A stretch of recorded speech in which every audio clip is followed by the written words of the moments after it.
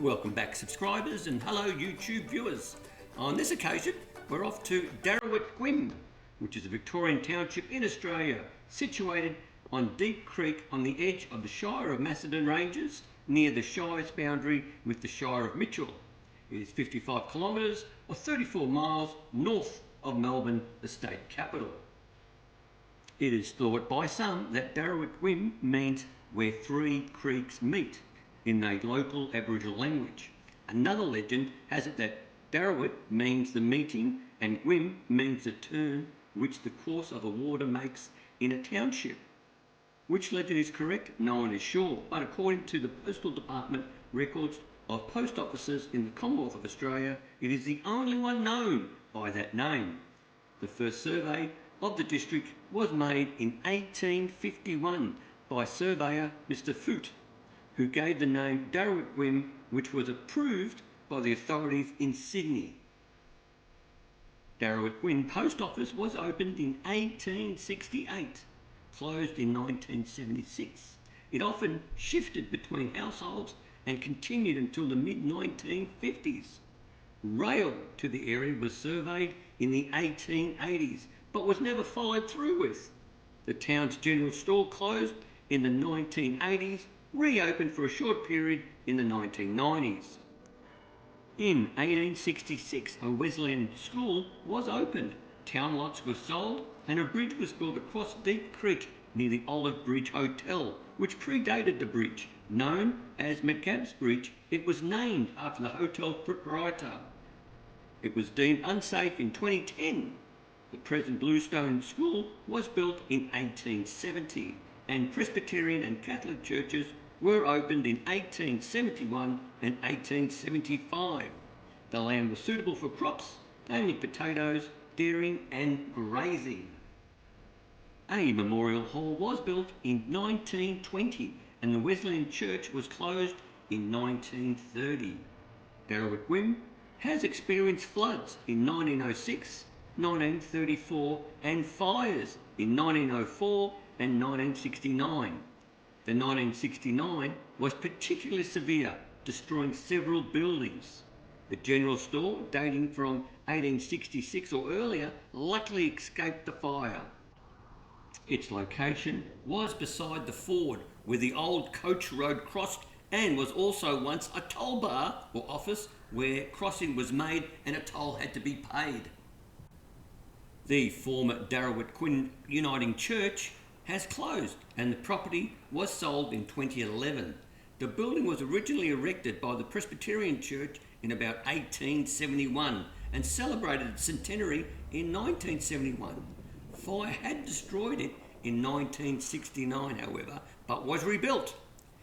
It's become part of the Uniting Church in Australia in 1977.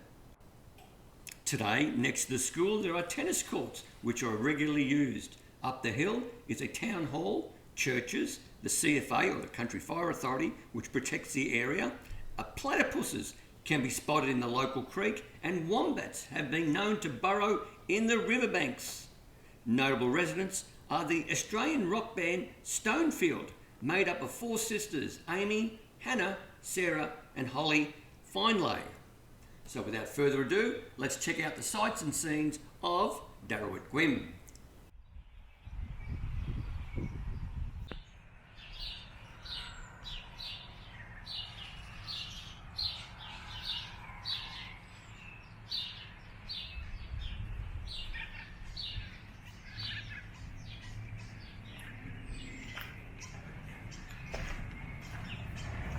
I love the slogan, we may be small, but we've got it all. Absolutely. Now, I've actually read that book, and I cannot remember what it's called. And it was a favourite when I was extremely young.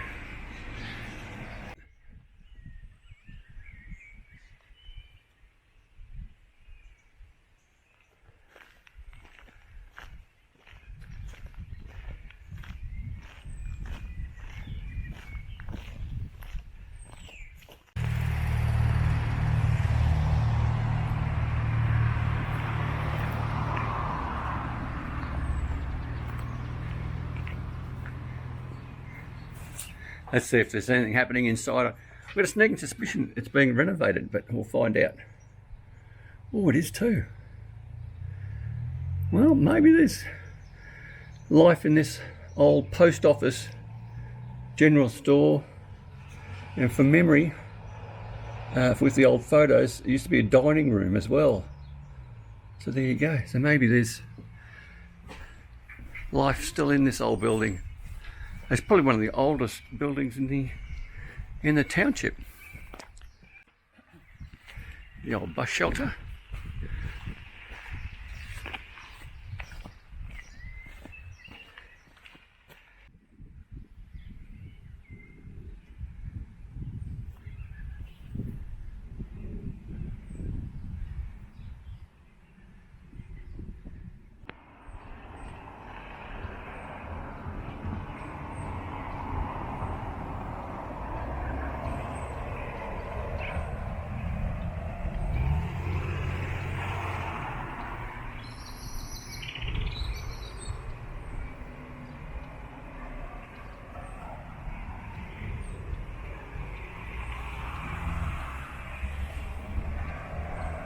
So as you can see, it's a one-lane bridge to get up and over. So you've got to give way. I think it's first in, best dressed.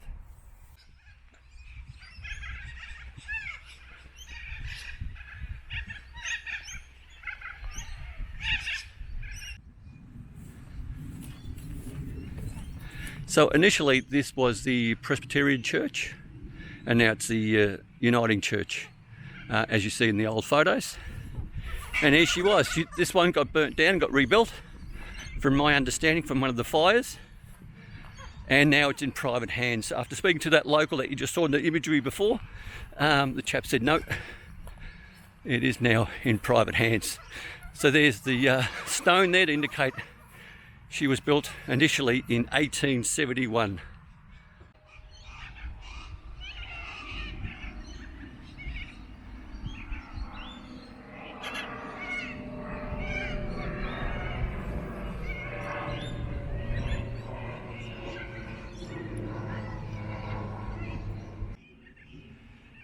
Now, also worth noting, as I was talking to that chap who's born and bred in this location, he said that the internet here is pretty good, providing one thing. That building there is the Telstra building, and the internet goes about, the signal goes out about 300 metres. So it goes to the school, and if you don't live within the parameters of that building, you're not going to get it. So if you're looking to buy here, just bear that in mind.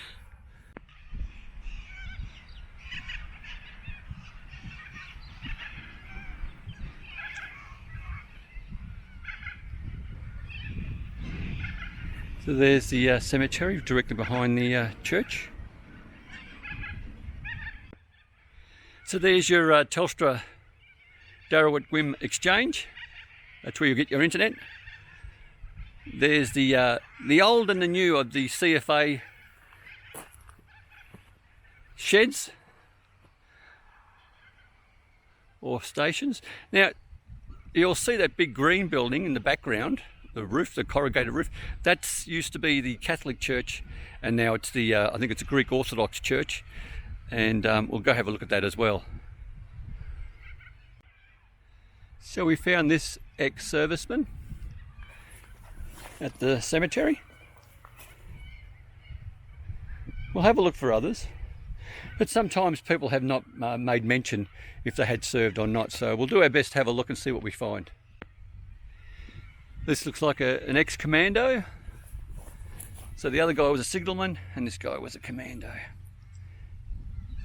Died at the age of 62.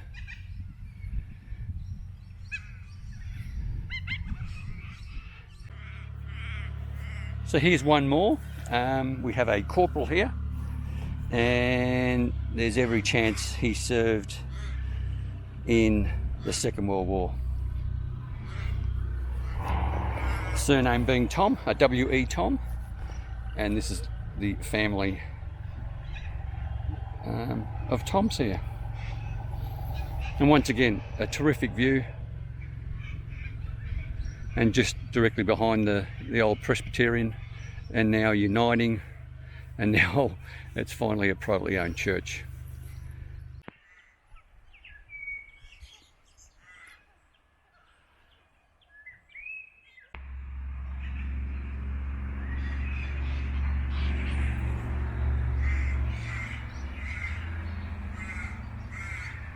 So it is a Sunday morning and they are having mass.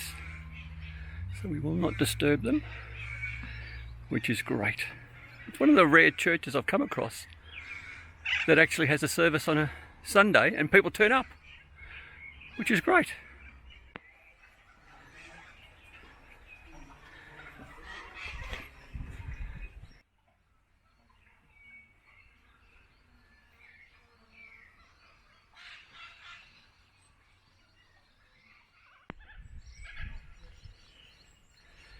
So this is the Memorial Hall,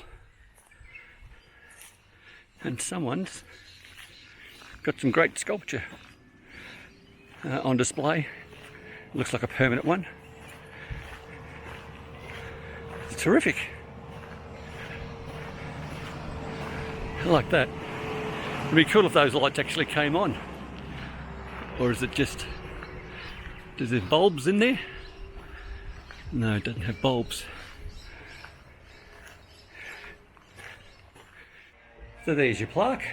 Basically it says it was built in 1978 and the other one was destroyed during bushfires in 1969. So as I mentioned in the at the start of the video, there were a couple of bushfires that went through, and the one in 1969 was the one that did a lot of damage to buildings. Wow, look at the size of that bull ant. That'll give you a good bite. So yeah, so whoever's doing the metal art, that's terrific. Someone's left their hat behind. So there you go. Here's another different sort of letterbox out this way. It's just around the corner. The town's just there, but this is part of the town.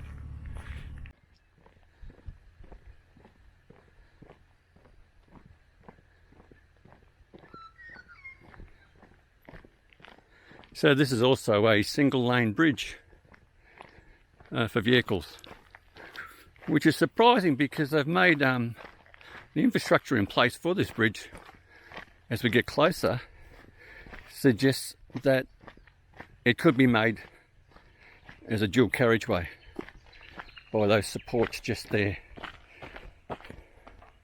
as you can see. And there's the old bridge that got washed away, the old bluestones. So there you go. So here we go. So I'm on the extension part of the modern bridge, and there's the old part.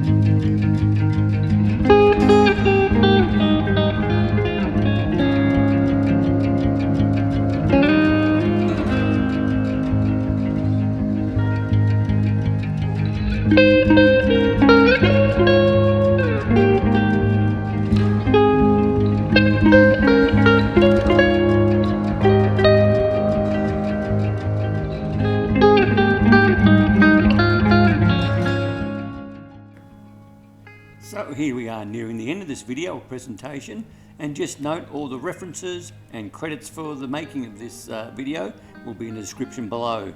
And if you did like the video, by all means click on that like button or that thumbs up icon, and please consider subscribing. Subscribing really doesn't cost you 1 cent, and it helps out the channel immensely. But most importantly, stay safe, commute safe, and have a great day.